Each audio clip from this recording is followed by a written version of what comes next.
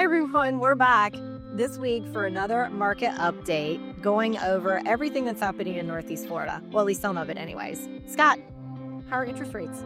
So interest rates are kind of where they were about a week ago. So we keep seeing that, a little bit of a rise, a little bit of a dip. So it's a very volatile market right now. Should buyers really be concerned about interest rates in this market? That's the biggest question I get, and kind of what we're telling our buyers that we work with is that, even if the rate is not where you want it, and obviously everybody wants the lowest possible interest rate, but in the next year, 2 years, possibly 2.5 years, you're going to have an opportunity to refinance. So if we can do some incentives from the seller, we can buy the rate down. We've got some programs that can make the house more affordable now. Then once rates come down, we can refinance them. Do you have a program where you can refinance down the road for lower closing costs? We do. What does that look like? So typically with a refinance, all your closing costs can be rolled into the loan except for the appraisal cost.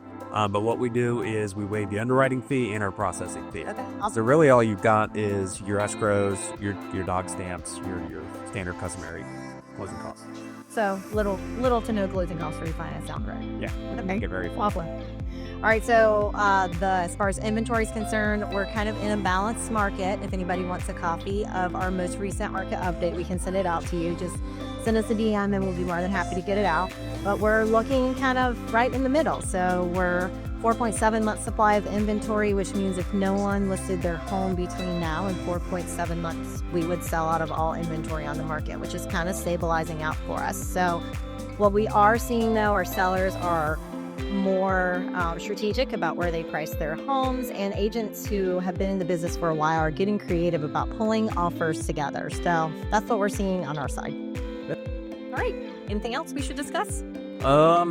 Well, from a lending perspective, what should buyers know right now when it comes to getting pre-approved? Yes. Kind of what we talked about. Make sure you're comfortable with the payment. It's always good to get pre-approved earlier. We talked to a lot of clients where they're like, they're going to purchase a home in the next 3 to 6 months. It still makes sense to get pre-approved now so you know your budget.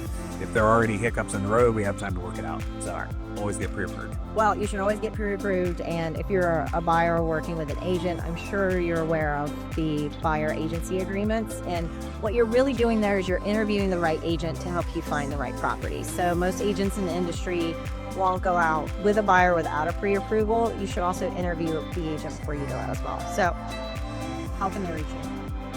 You can reach me, my cell, 904-553-8988. You can also go to our website, which is atlantictrustmortgage.com, and we're always here to help. Okay. Scott's been a great asset for us on Welch team, so hopefully you'll reach out and get into a new home this year.